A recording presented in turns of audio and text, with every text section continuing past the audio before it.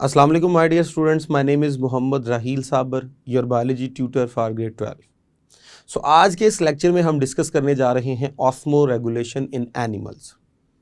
इस लेक्चर में बेसिकली हम डिस्कस करेंगे कि किस तरह एनिमल्स की दो मेजर क्लासिफिकेशंस की गई on the base of osmo regulation, यानी इसमें हम ऑस्मो कन्फर्मर और ऑस्मो रेगुलेटर के बारे में पढ़ेंगे। इन तमाम चीज़ों को समझने के लिए आइए चलते हैं लाइट बोर्ड की तरफ। सो 15.6 में हमारा टॉपिक है osmo regulation in animals. Osmo regulation mean water और मिनरल्स के लेवल को मेंटेन रखना। जब हम इसका रिलेशन एनिमल के साथ जोड़ देंगे तो इसका मतलब ये होगा कि एक एनिमल अपनी बॉडी के अंदर वाटर और मिनरल्स के लेवल को किस तरह मेंटेन करता है और उसके लिए उसे क्या क्या अडेप्टेशंस करना पड़ती हैं। अगर हम ब्रॉड सेंस में आए तो हमारे पास दो मेजर क्लासिफिकेशंस की जाती हैं एनिमल्स की। एक जिसे कहा जाता है ऑस्मो कन्फर्मर और एक जिसे कहा जाता है ऑस्मो रेगुलेटर। ये दो मेजर हमारे पास क्लासिफिकेशन की जाती हैं। आइए ज़रा इनको समझने की कोशिश करते हैं। अगर हम वर्ड की तरफ आए तो पहला वर्ड है जी osmo. Osmo definitely osmo regulation को शो कर रहा है। कन्फर्मर का वर्ड कन्फर्म से निकला है, यानी यहां पे क्या होगा कि animal kept their internal environment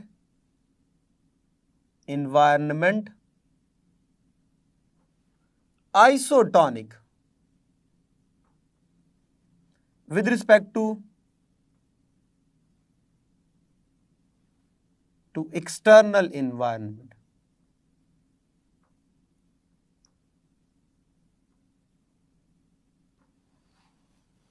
तो अगर एनिमल अपना इंटरनल एनवायरनमेंट जो है वो आइसोटोनिक रखे हुए है with respect to external environment, mean that जितना बॉडी के अंदर सल्यूट है, सॉल्वेंट है, उतना ही बॉडी से बाहर सल्यूट और सॉल्वेंट है।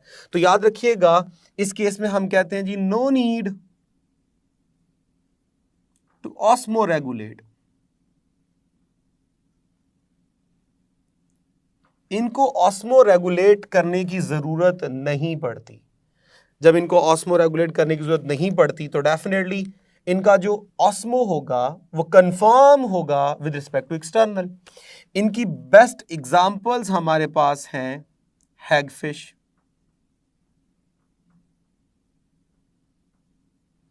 और कुछ इनवर्टिब्रेट्स।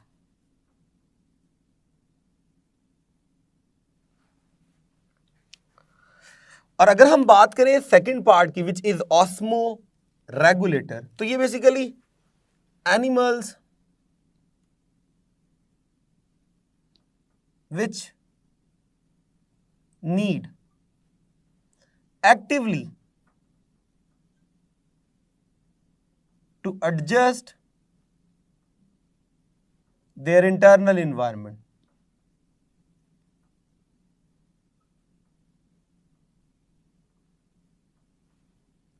तो ये ऐसे ऑर्गेनिज्म होंगे जिनको अपना इंटरनल एनवायरनमेंट जो है वो एक्टिवली एडजस्ट करना पड़ता है, mean that they need osmo regulation. इनको ऑस्मो रेगुलेशन की जरूरत होती है। अब क्या वजह है कि इनको ऑस्मो रेगुलेशन की जरूरत होती है? Because they are facing hypertonic और हाइपोटोनिक एनवायरनमेंट। क्योंकि ये हाइपरटोनिक या हाइपरटोनिक एनवायरनमेंट जो है वो फेस कर रहे होते हैं। अब अगर तो हाइपरटोनिक एनवायरनमेंट है, हाइपरटोनिक एनवायरनमेंट यानी they are facing environment which contain high concentration of salt। External environment में सॉल्ट बहुत ज्यादा है तो वाटर कम है, तो डेफिनेटली इनकी बॉडी में से वाटर रिलीज होगा और अगर इनकी बॉडी का अपना एनवायरनमेंट जो है वो हाइपरटोनिक है तो तब इनकी बॉडी में सॉल्ट एक्सेस होगा तो वो सॉल्ट रिलीज होगा। तो अगर इनकी बॉडी का हाइपरटोनिक एनवायरनमेंट है तो इनकी बॉडी के लिए सॉल्ट जो होगा वो वेस्ट होगा। और अगर इनकी बॉडी हाइपोटोनिक एनवायरनमेंट फेस कर रही है, इनकी बॉडी का इंटरनल सपोज कर लीजिए हाइपोटोनिक है, तब इनके लिए वाटर जो होगा वो क्या होगा, वेस्ट होगा। तो कभी इनको वाटर रिसीव करना पड़ रहा है तो कभी इनको वाटर रिलीज करना पड़ रहा है, कभी इनको सॉल्ट रिलीज करना पड़ रहा है तो कभी इनको सॉल्ट जो है वो गेन करना पड़ रहा है। तो जब इनको एक्सटर्नल एनवायरनमेंट के मुताबिक अपना इंटरनल चेंज करना पड़ेगा तो हम कहेंगे कि ये ऑस्मो रेगुलेटर हैं, मीन इनको ऑस्मो रेगुलेशन करनी होगी। तो इनकी हमारे पास एग्जाम्पल अगर हम देखें तो हमारे पास मैमल्स वगैरह इसी में आएंगे, फिशेस वगैरह, एम्फीबियंस वगैरह और बेशुमार जो हैं वो यहाँ पे आ सकते हैं। आइए ज़रा अगर हम फर्दर देखें एनिमल्स को और उनमें ऑस्मो रेगुलेशंस को देखें तो एनिमल्स भी जो है वो डिफरेंट इन्वायरमेंट को क्या कर रहे होते हैं, फेस कर रहे होते हैं। अब ज़रा डिफरेंट इन्वायरमेंट्स के लिहाज से देखें तो एक हमारे पास इन्वायरमेंट होता है जिसे कहते हैं मैरीन लाइफ। तो हमारे पास जो फर्स्ट इन्वायरमेंट हम डिस्कस करेंगे वो होगा जी marine animals. Marine animals. So marine life को हम डिस्कस करने जा रहे हैं। इससे पहले कि मैं एनिमल्स को एलैबोरेट करूं, पहले हम जरा मैरीन की तरफ देखते हैं। तो यहां पे हमारे पास होता क्या है, यहां हमारे पास होता है जी हाई कॉन्सेंट्रेशन ऑफ सॉल्ट और लो कॉन्सेंट्रेशन ऑफ वाटर। तो ये हमारे पास मैरीन इन्वायरमेंट है जिसमें सॉल्ट जो है वो बहुत ज्यादा होगा और वाटर जो है वो बहुत कम होगा। अब यहां पर अगर मैं बेसिक प्रिंसिपल देखूं, बेसिक प्रिंसिपल कि वो ऑर्गेनिज्म जो यहां पे रह रहे हैं उनका बेसिक प्रिंसिपल क्या होगा, they are facing high concentration of salt and low concentration of water. तो उनको करना ये होगा कि कंजर्व करना होगा वाटर और रिलीज करना होगा सॉल्ट। ये दो काम उनको करने हैं, यानी उनकी मैक्सिमम जो है वो उनकी कोशिश होगी कि बॉडी के अंदर जो है वो वाटर को कंजर्व रखा जाए और मैक्सिमम बॉडी से सॉल्ट को क्या करवाया जाए, रिमूव करवाया जाए। तो इसके लिए इनको डिफरेंट क्या करनी पड़ेंगी, अडेप्टेशंस करना पड़ेंगी। तो आइए जी अब जरा हम डिस्कस करते हैं इनकी अडेप्टेशंस। और अडेप्टेशंस में हमने देखना है मैरीन लाइफ को। तो मैरीन लाइफ में हमारे पास जो सबसे पहले होंगे, जो सबसे पहले हमारे पास इक्वेटिक एनवायरनमेंट में पैदा हुए वर्टिब्रेट्स, याद रखिएगा वो हमारे पास थे hagfish. Hagfish, hagfishes जो हैं इनको कंसीडर किया जाता है they are ancestor of vertebrates. तो जो सबसे पहले थे वो क्या करते थे, तो वो तो पहले बता दिया, वो हमारे पास ऑस्मो कन्फर्मर थे। तो ये थे osmoconformer, mean no need to osmo regulate. उसके बाद अगर हम फर्दर देखें तो जो नेक्स्ट कैटेगरी थी जो इनसे पैदा हुए वो थी cartilaginous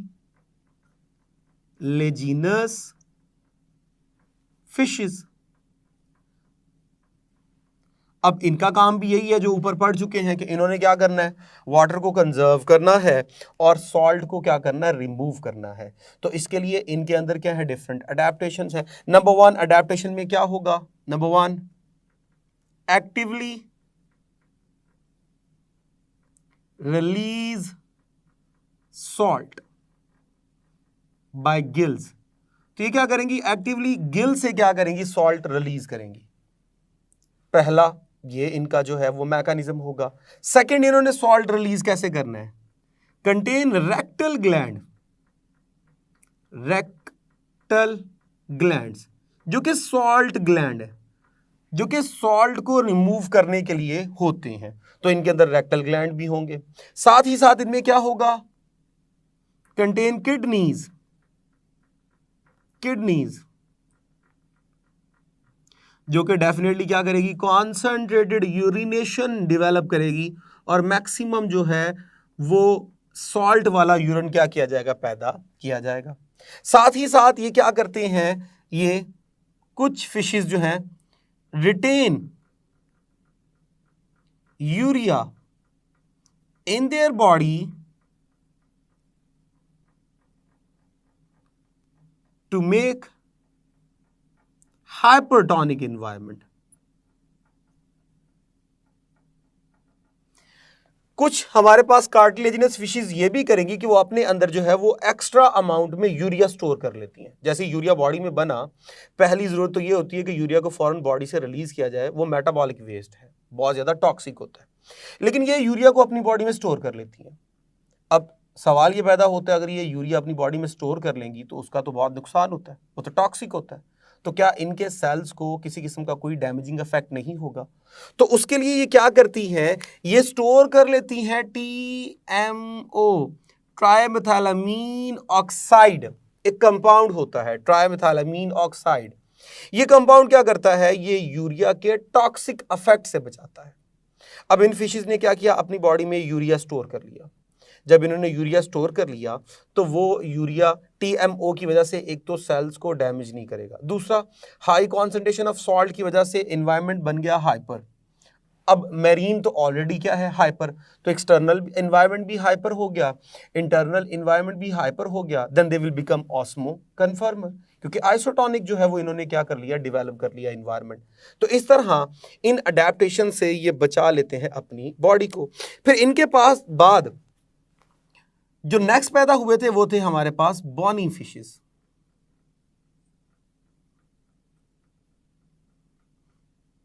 which are descendant of cartilaginous fishes. यानी जो पहले वर्टिब्रेट पैदा हुआ था वो था हैगफिश। हैगफिश के बाद जो वर्टिब्रेट्स पैदा हुए थे वो थे कार्टिलेजिनस फिशेस। उनके बाद जो नेक्स्ट पैदा हुए वो थे बॉनी फिशेस। अब बॉनी फिशेस भी क्या करते हैं, they need to drink maximum water, और उसकी वजह क्या होती है, to conserve water and release salt by concentrated urination.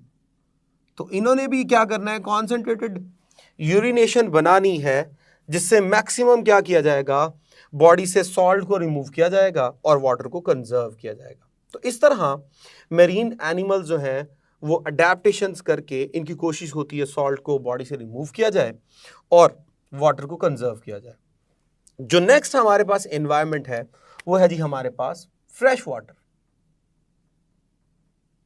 Fresh water animals, तो आइए जरा अब इसको समझने की कोशिश करते हैं।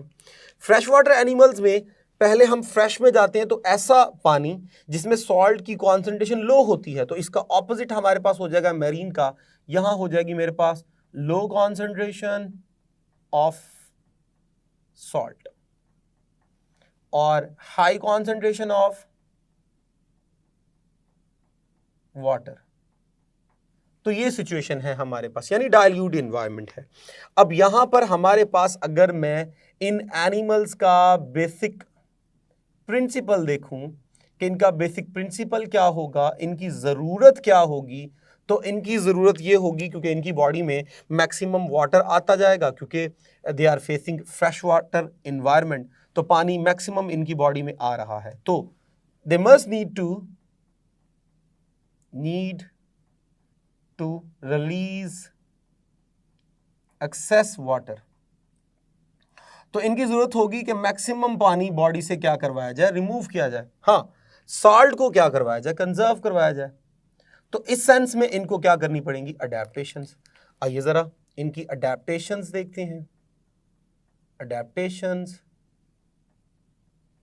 तो अडेप्टेशंस में हमारे पास जो यूनिसेलुलर ऑर्गेनिज्म है, यूनिसेलुलर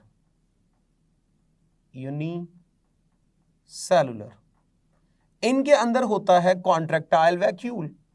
कॉन्ट्रैक्टाइल वैक्यूल, जो कि एक्स्ट्रा वाटर को बॉडी से रिमूव करने के लिए यूज होता है। और अगर हम बात करें मल्टी सेलुलर की, मल्टी सेलुलर, तो ये क्या करते हैं, कंटेन किडनीज, और इन्होंने करना है डाइल्यूट यूरिनेशन। इस तरह ये क्या करते हैं, अपनी बॉडी में वाटर को रिलीज करने के और सॉल्ट को कंजर्व करने के मैकेनिज्म को ऑन कर लेते हैं। तो ये हमारे पास से फ्रेश वाटर एनिमल्स। हमारे पास जो तीसरी और लास्ट कैटेगरी है वो है जी टेरेस्ट्रियल एनिमल्स। अब टेरेस्ट्रियल एनिमल्स का मतलब ये है नो वाटर, नो वाटर। तो यहां तो वाटर बिल्कुल भी नहीं है। जब पानी बिल्कुल भी नहीं है, ना होने के बराबर है, तो इनका जो बेसिक प्रिंसिपल होगा, बेसिक प्रिंसिपल, वो क्या होगा, इनका बेसिक प्रिंसिपल होगा कंजर्व वाटर, कंजर्व वाटर। तो मैक्सिमम इनकी कोशिश होगी वाटर को क्या किया जाए, कंजर्व किया जाए। अब वाटर को कंजर्व करने में डिफरेंट ऑर्गेनिज्म जो है वो डिफरेंट अडेप्टेशंस करेंगे। मिसाल के तौर पे अगर मैं बात करूं कि जो बेस्ट अडेप्टेड हैं, बेस्ट अडेप्टेड हमारे पास वो हैं जी आर्थ्रोपोड्स हैं और मैमल्स। यहां पे मैमल्स में वर्टिब्रेट्स भी आप कह सकते हैं जी, जिनमें जो है वो बर्ड्स वगैरह भी आ सकते हैं, एम्फीबियंस वगैरह भी आ सकते हैं। वो बड़े बेस्ट अडेप्टेड होते हैं टेरेस्ट्रियल एनवायरनमेंट में। अगर हम इनकी अडेप्टेशंस देखें तो ये क्या करते हैं, नंबर 1 अगर मैं बात करूं आर्थ्रोपोड्स की, तो आर्थ्रोपोड्स में क्या होगा, इनमें वैक्सी एक्सोस्केलेटन होता है। और वैक्सी एक्सोस्केलेटन तो हमेशा जो है prevent the loss of water, पानी का लॉस होने नहीं देता। इसके अलावा अगर मैं मैमल्स की बात करूं या दूसरे एनिमल्स की बात करूं तो इनमें highly keratinised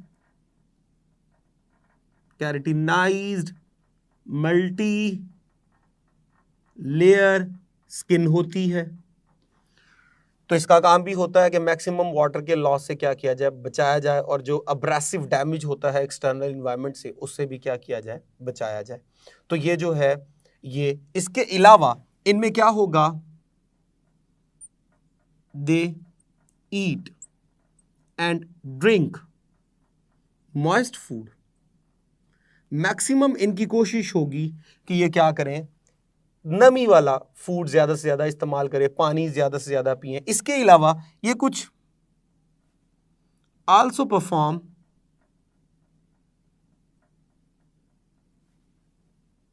structural, physiological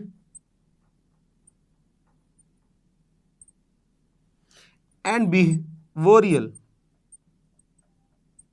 adaptations.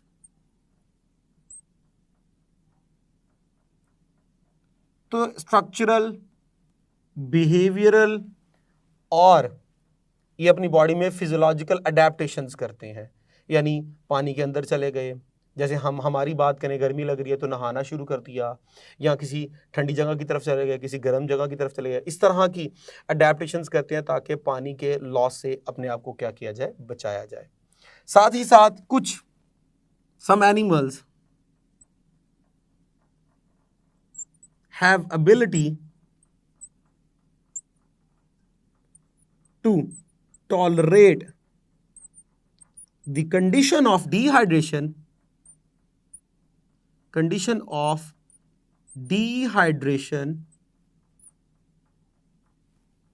for a long period of time.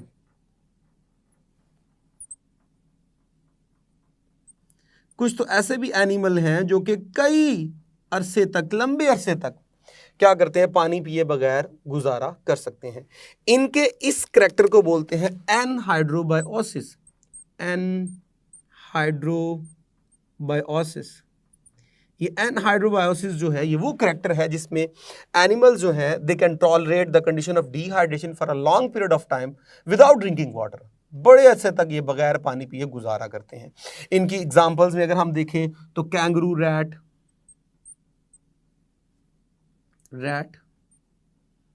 Camel.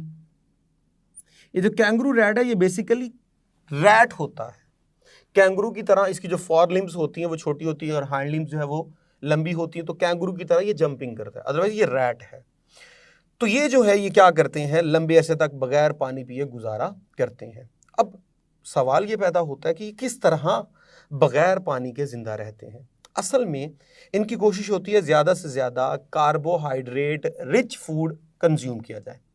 जब ये ज़्यादा से ज़्यादा कार्बोहाइड्रेट रिच फूड यूज़ करेंगे तो जब भी कार्बोहाइड्रेट की मेटाबॉलिज्म होती है तो उससे पैदा होता है वाटर, तो उससे जो पानी बनेगा ये उससे अपनी डेफिशिएंसी फुलफिल कर लेते हैं, तो इनको एक्सटर्नल एनवायरनमेंट से पानी लेने की ज़रूरत नहीं पड़ती, इसलिए लंबे अरसे तक बगैर पानी पिए गुजार लेते हैं।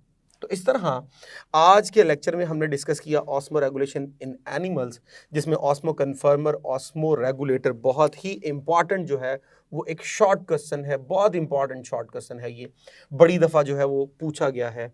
इसके साथ हमने मेरीन एनिमल्स और फ्रेश वाटर एनिमल्स और हमारे पास टेरेस्ट्रियल एनिमल्स की अडेप्टेशंस पढ़ी उनके एनवायरनमेंट में, कि वो किस तरह मैक्सिमम वाटर हो तो रिलीज़ करेंगे, मिनिमम वाटर हो तो कंजर्व करने के लिए कौन कौन सी अडेप्टेशंस करेंगे।